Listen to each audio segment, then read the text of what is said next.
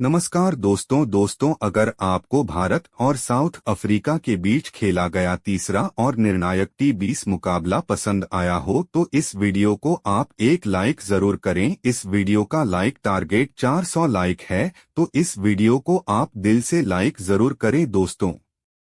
भारत और south Africa के बीच खेली जा रही 3 की T20 श्रृंखला के तीसरे और सबसे महत्वपूर्ण और रोमांचक T20 मुकाबले में क्रिकेट इतिहास की दो सबसे बड़ी टीम एक दूसरे से भिड़ी। इस बार सूर्य कुमार यादव की भारतीय टीम के सामने ईडन मार्करम के साउथ अफ्रीका की टीम खड़ी थी। इस रोंगटे खड़े कर देने वाले महामुकाबले में फिर एक बार साउथ अफ्रीका के कप्तान ईडन मार्करम ने टॉस जीता और पहले गेंदबाजी का फैसला लिया और भारतीय टीम को पहले बल्लेबाजी के लिए आमंत्रित किया। उसके बाद रनों की बारिश करने के इरादे से भारतीय टीम के दो दिग्गज ओपनर बल्लेबाज मैदान में उतरे। यशस्वी जायसवाल और शुभ मंगल के कंधों पर इस करो या मरो वाले महामुकाबले में अपनी टीम को एक शानदार ओपनिंग शुरुआत दिलाने की बड़ी जिम्मेदारी थी और एक छोर से यशस्वी जायसवाल ने तूफानी अंदाज से बल्लेबाजी करना शुरू ही कर दिया था कि तभी परी के तीसरे ही ओवर में शुभ मंगल को केशव महाराज ने एलबीडब्ल्यू आउट कर दिया। शुभ मंगल 6 गेंद में 12 रन बनाकर आउट हो गए। शुभमन गिल के जल्दी आउट हो जाने के बाद अब भारतीय टीम की तरफ से तिलक वर्मा बल्लेबाजी करने मैदान में उतरे, लेकिन उन्हें भी उनकी पहली ही गेंद पर केशव महाराज ने ईडन मार्करम के हाथों कैच आउट कर दिया। तिलक वर्मा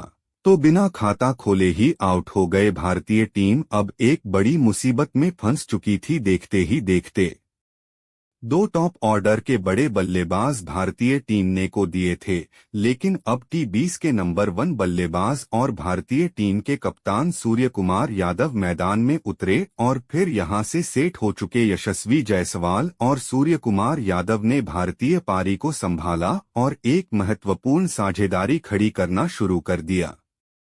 यशस्वी जायसवाल अपने बल्लेबाजी से इस मुकाबले में सभी के दिल जीत रहे थे, तो वहीं कप्तान सूर्य कुमार यादव हमेशा की तरह भारतीय टीम को तूफानी अंदाज से आगे बढ़ा रहे थे। दोनों के बीच एक लाजवाब साझेदारी बननी शुरू हो गई थी। दोनों ने भारतीय टीम के ऊपर से दबाव अब पूरी तरह खत्म कर दिया था, तो वही साउथ अफ्रीका के कप्तान ईडन मार्करम अब सच में पड़ गए थे, क्योंकि भारतीय टीम का रन रेट तेजी से ऊपर बढ़ चुका था और फिर इसी बीच अद्भुत बल्लेबाजी कर रहे यशस्वी जायसवाल ने अपना अर्धशतक भी पूरा कर लिया। अब दोनों ही बल्लेबाज रुकने का नाम नहीं ले रहे थे, लेकिन यशस्वी जायसवाल के बाद कप्तान सूर्य कुमार यादव ने अपना असली रंग दिखाए और परी के 13 ओवर में सूर्य कुमार यादव ने 3 छक्के और एक शानदार चौका लगा दिया और इसी ओवर में कप्तान सूर्य कुमार यादव ने अपने गजब के 50 रन भी पूरे कर लिए। सूर्य कुमार यादव के बल्ले से सभी को एक ऐतिहासिक पारी देखने को मिल रही थी।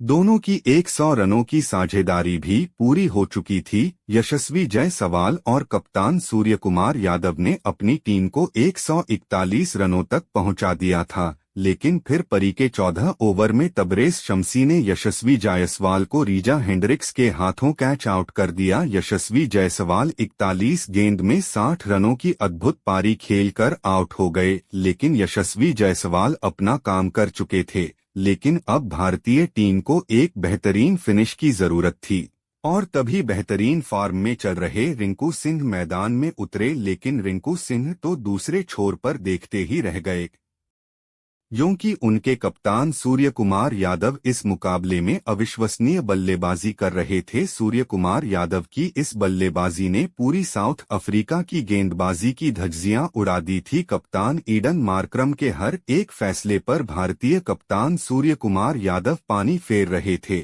लेकिन अब कप्तान सूर्य कुमार यादव अपने ऐतिहासिक शतक के नजदीक पहुंच चुके थे, लेकिन फिर परी के 19वें ओवर में रिंकू सिंह के रूप में भारतीय टीम को चौथा बड़ा झटका लगा।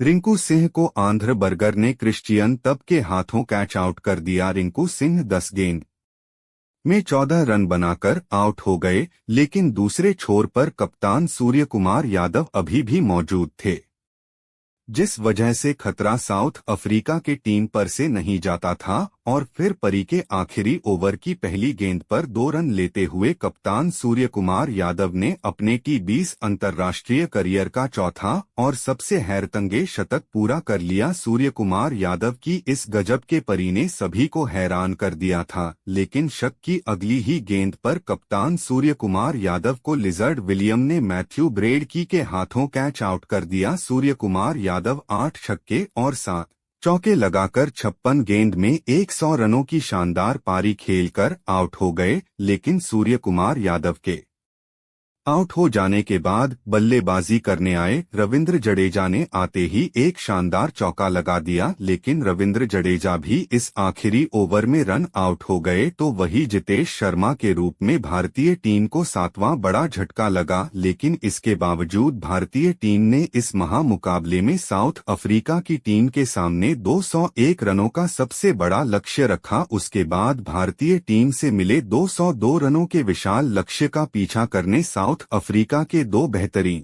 फॉर्म में चल रहे दिग्गज ओपनर बल्लेबाज मैदान में उतरे। रेजा हेंड्रिक्स और मैथ्यू ब्रेडकी के कंधों पर इस महामुकाबले में अपनी टीम को एक विस्फोटक ओपनिंग शुरुआत दिलाने की बहुत ही बड़ी जिम्मेदारी थी, लेकिन इस बार भारतीय टीम की गेंदबाजी ने साउथ अफ्रीका के इन इरादे को कामयाब नहीं होने दिया और परी के दूसरे ही ओवर में मुकेश कुमार ने मैथ्यू ब्रेडकी को क्लीन बोल्ड कर दिया। मैथ्यू ब्रेडकी 3 गेंद में 4 रन बनाकर आउट हो गए। मैथ्यू ब्रेडकी के जल्दी आउट हो जाने के बाद अब साउथ अफ्रीका की टीम की तरफ से कप्तान ईडन मार्करम मैदान में उतरे, लेकिन उनके साथ बल्लेबाजी कर रहे और पिछले मुकाबले में साउथ अफ्रीका में हीरो रहे रीजा हेंड्रिक्स को मोहम्मद सिराज ने रन आउट कर दिया। रीजा हेंड्रिक्स सिर्फ 13 गेंद में 8 रन बनाकर आउट हो गए। भारतीय गेंदबाजी को एक शानदार शुरुआत इस मुकाबले में मिल चुकी थी। दोनों ही ओपनर बल्लेबाज साउथ अफ्रीका की टीम ने शुरुआत में ही खो दिए थे,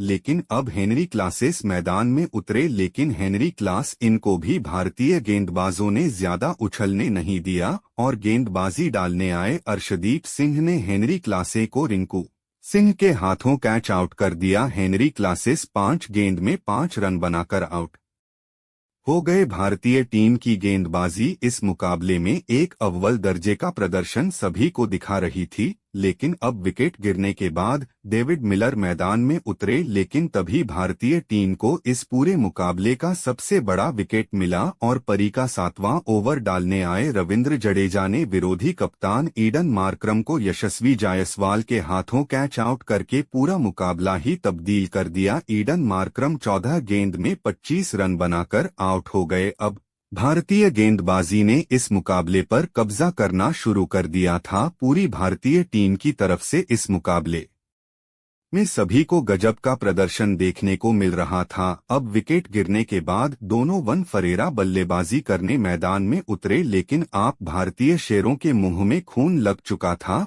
और फिर बल्लेबाजी के लिए आए दोनों वन प्रिया को भी कुलदीप यादव ने क्लीन बोल्ड कर दिया। दोनों वन फरेरा 11 गेंद में 12 रन बनाकर आउट हो गए और फिर यहां से साउथ अफ्रीका के विकेट गिरने का सिलसिला ही शुरू हो गया और फिर बल्लेबाजी के लिए आए एनडीए फूलों को बायो को रविंद्र जडेजा ने अपनी ही गेंद पर कैच आउट कर दिया। फूलों को वायु बिना खाता खोल ही आउट हो गए। एक छोर पर डेविड मिलर लाजवाब बल्लेबाजी कर रहे थे और भारतीय गेंदबाजी पर आसानी से बड़े शॉट खेल रहे थे, लेकिन दूसरे छोर से विकेट गिरने का सिलसिला नहीं रख रहा था। भारतीय गेंदबाजी ने इस मुकाबले में शानदार प्रदर्शन करके दिखाया था और फिर विकेट गिरने के बाद आए केशव महाराज को भी कुलदीप यादव ने ही क्लीन बोल्ड कर दिया, तो वही उनके तुरंत ही बाद आंध्र बर्गर को भी कुलदीप यादव ने एलबीडब्ल्यू आउट करते हुए साउथ अफ्रीका की टीम को लगातार झटके दिए। तो वही कुलदीप यादव ने लिजर्ड विलियम्स को भी अपनी इसी ओवर में एलबीडब्ल्यू आउट कर दिया। कोई भी साउथ अफ्रीका का बल्लेबाज कुलदीप यादव की गेंदबाजी को पढ़ ही नहीं पा रहा था और फिर अंत में डेविड मिलर को भी कुलदीप यादव ने ही आउट करके अपने इस मुकाबले में 5 विकेट हासिल कर लिए। तो वहीं इसी के साथ भारतीय टीम ने इस तीसरी T20 मुकाबले को 106 रनों से जीतकर इस T20 श्रृंखला को 1-1 के बराबरी पर खत्म कर दिया है। दोस्तों, भारतीय टीम की गेंदबाजी ने इस मुकाबले अनमोल प्रदर्शन करके दिखाया।